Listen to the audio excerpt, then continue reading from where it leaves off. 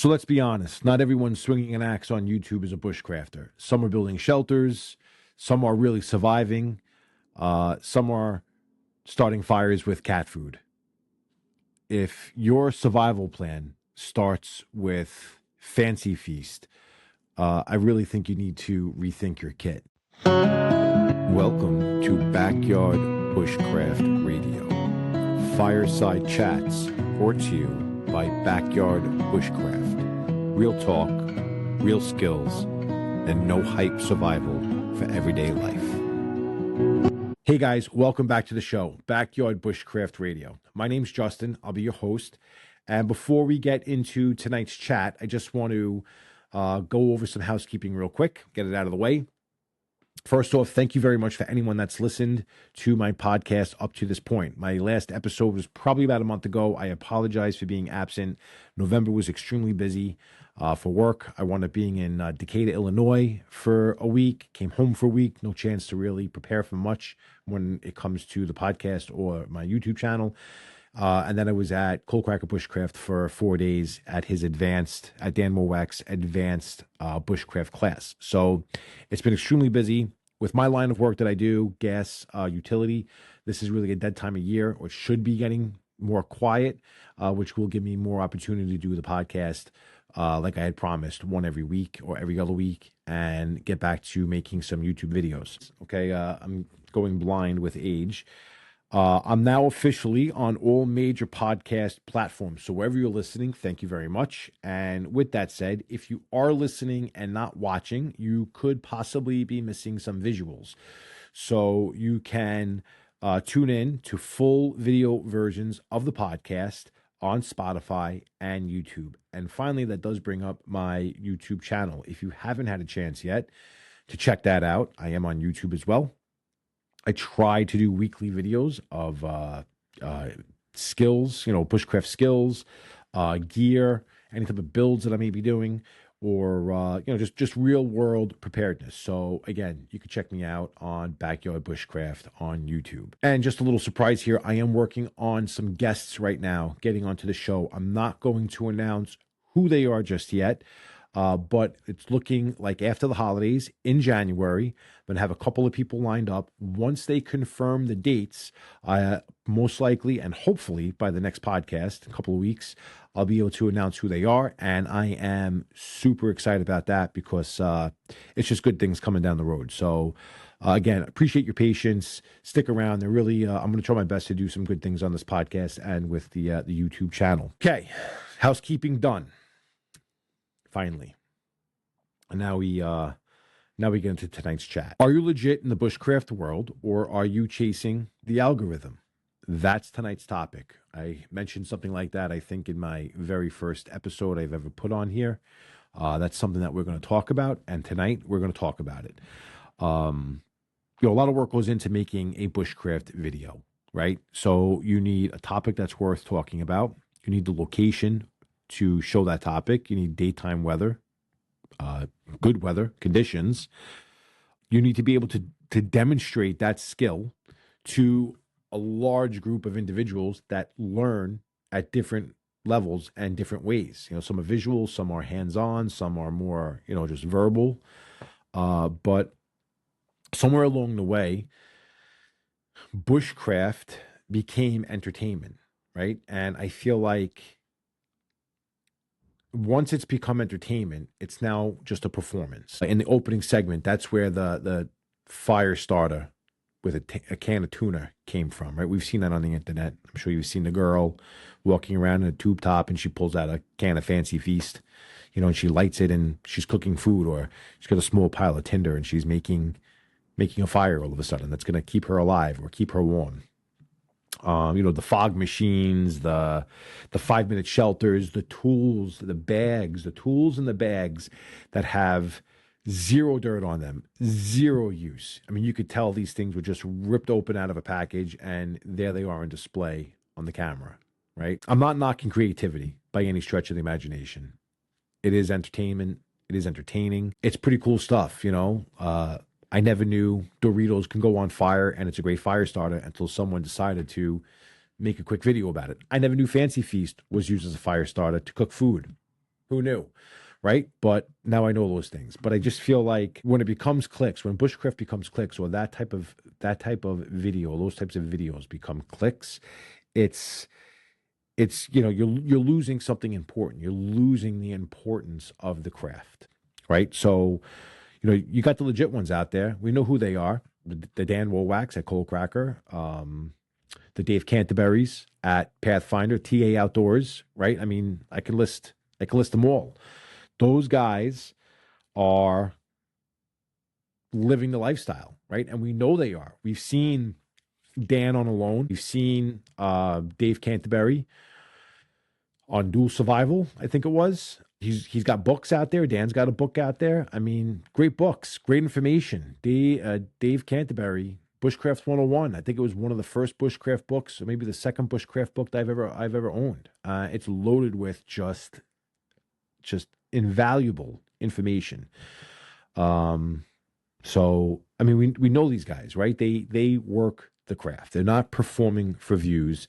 They are documenting a lifestyle. And here's the truth. I told you, you're gonna get no hype here from me. I was the guy. I was the guy that fell for the YouTube magic. About it's got to be over 10 years now.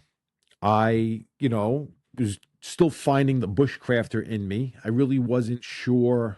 I knew I loved being outside. I knew I loved the woods. I grew up camping. I grew up always having some outdoor knowledge, right? But I was still, oh wow, I like to go hike. I like to hike to a spot and camp for a couple of nights. That was like something I liked to do. I've always wanted to do. But bottom line, where did I get all my information from? I got it from YouTube. And I had this great idea that I was going to take a 48-pound backpack loaded to the gills with anything and everything I could think of that I would need outside, which was 100% wrong, and said, "Hey, I'm gonna hike the Appalachian Trail for a couple of days and see how I do." With very little preparedness, very little knowledge. I had a map, and it was just a section, like a part of the Appalachian Trail in New York City, or in the state of New York. Nothing crazy, right? I was like, hey, it's gonna take me 2 or 3 days. I'll be out there. Everything will be great. What could go wrong? Well, everything went wrong. I got lost immediately. I hiked like 3 hours the wrong way.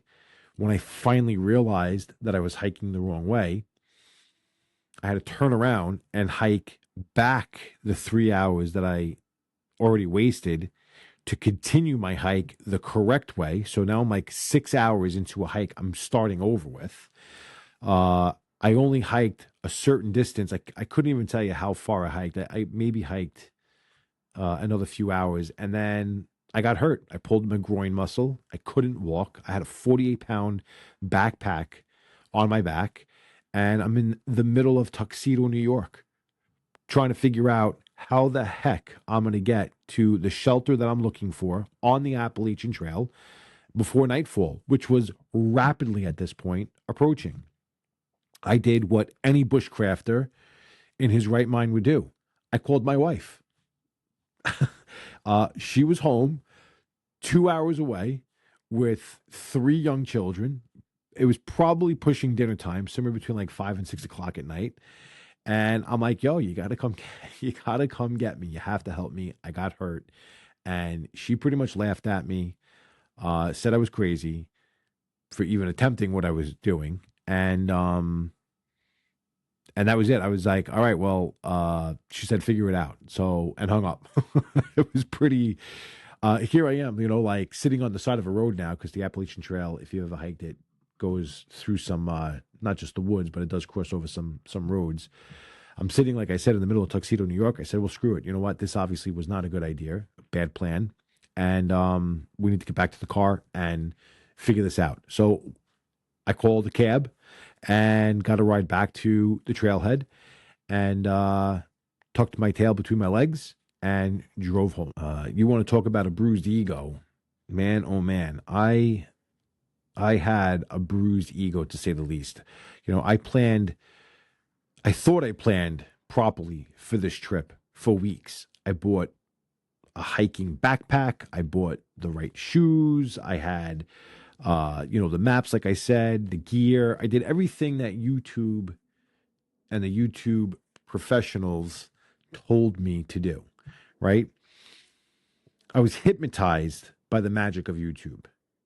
Legitimately hypnotized by it. I said, this looks great. And then this is how I'm gonna find the inner woodsman or bushcrafter or hiker or whatever I thought I was looking for. I thought that's what I was gonna do. I was gonna find it out on this hike in the middle of the Appalachian Trail, upstate New York. You watch people hike for days and they're eating granola, and you say to yourself, "Oh yeah, that's sustainable." Or, you see another guy pull out a cast iron pan, not really thinking, "Oh, that's a 9 pound or 8 pound or 5 pound pan with a juicy red steak."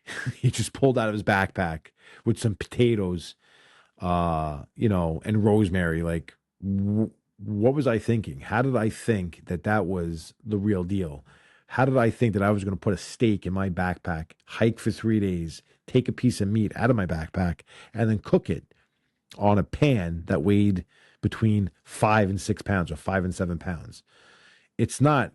It's the YouTube magic. That's what got me. It's not real. When you see somebody go into the woods with just a knife and they build a shelter with windows and doors and a roof, and all they've used is that knife, it's not real. When you see somebody walk into the woods and they have the beautiful scene of the rolling river and they pull out a bright red steak and they start cooking the steak on a stone, and they have, a nice little broth boiling up with some vegetables in it, and then they're making themselves an outstanding meal for dinner. It's not real. It's not real. It's not possible to be real, because I could tell you, I've been in the woods. I hiked one day and couldn't even get a full meal in my stomach with a 48-pound backpack on my back. I spent 4 days with Dan Wowak, and although we were running around that property of his doing our projects, there's just no way. There's no possible way that I'm not dragging a cooler through the woods with me, keeping my food fresh. It's not happening. It's not real. It's the YouTube magic, right? Then you have, like I said before, the brand new gear. The guy who has the brand new hatchet and he's chopping a tree with the hatchet. Completely not real, right? Not practical, I want to say, really. That's not bushcraft. That's the algorithm. Everybody wants to see somebody go out there and just make it easy and make it pretty and make it, like, "Oh, wow, this is great." It's not bushcraft. That's not what bushcraft is. So it was that moment, right, on the drive home. It was about a 2-hour drive home. It was at that moment I said to myself, being lost, getting injured, having to call my wife, like, it was humbling to say the least. But that's where it hit me, that bushcraft is not glamorous, or hiking is not glamorous. And I think that's also where I started finding more. I wasn't really a hiker, although I do like to hike. Don't get me wrong. I'm not knocking hiking at all. I love hiking to different spots, in the mountains. But I'm more of a, let's get like in half mile to a mile in, set up a camp, and then thrive on the area that I've chosen to call camp. That's where, like, things like that started really coming to fruition with me, as far as what I wanted to be and what dream I was chasing. Bushcraft isn't glamorous, it's not easy. And YouTube, although it's a great source to go for information, it's full of smoke and mirrors, right? When it comes to certain topics. And I really wanted to learn the craft the right way. So that's where I decided that I need to start following the real people out there, the Dan Wowaks, the Les Strouds, the TA Outdoors. The list just goes on. I really started paying more attention to these guys and just kind of kept the other people that would pop up in my feed or that I might have been following, just kind of, threw them to the side and said, "Hey, you know what? It's good for entertainment here and there, but it's not a real deal way of learning what like I said, what I was trying to chase, the dream I was trying to chase. So I'm not bashing the bushcraft hack, right? There's great hacks out there, and I'm not pushing the survival hacks. I'm not the preparedness hacks. I'm not bashing any of that. Some of it's very entertaining. A lot of it's fun, some head scratchers, but for the most part, I'm not bashing it by any stretch of the imagination. I just want everyone to know there's more than meets the eye when it comes to some of the things that you're watching out there, right? And I feel like a perfectly staged video with the perfect gear in the perfect situation with the perfect daylight or the perfect lighting, it makes it harder for guys like me, right? It cheapens the craft. It makes it harder for guys like me or new bushcrafters out there that are just starting, thinking of getting involved with making a video, let's just say. It just really makes it hard to get traction. And again, I'm not saying, oh, follow me, give me clicks, give me views. Obviously, I'd like that, but I would like you to follow me, click on my video, watch my video, because you're gaining some type of valuable knowledge from that video. I didn't I didn't share all this stuff tonight because I'm looking to call these people out, right? Or I'm complaining about these people. I shared it because this craft deserves respect. That's all. And bushcraft isn't about looking perfect on camera. So the next time you watch a bushcraft video or a survival video or a preparedness video on YouTube, I want you to ask yourself, is this something I can actually learn? Is whatever this person teaching me something that I can learn? Number one. Number two, is this somebody that actually I trust, that has walked the walk and talked the talk? Have they actually done this themselves, or is this just something that they're just kind of, it's like an echo chamber. They heard it, they're giving it back to me, and they're hoping for the chase. I'm going to chase them and watch the next video and the next video and the next video. And more importantly, is this a skill that I trust? When you're in the middle of the woods, you're cold, you're tired, you're hungry, it's pitch black out there, you have a whole night ahead of you, or the other way around, you have an entire day ahead of you and you have the night to look forward to. Is this a skill that you would actually trust using? Once you strip away the fog machines and the filters and the hacks and the thumbnails that grab your attention, what's left with bushcraft is the heart of bushcraft.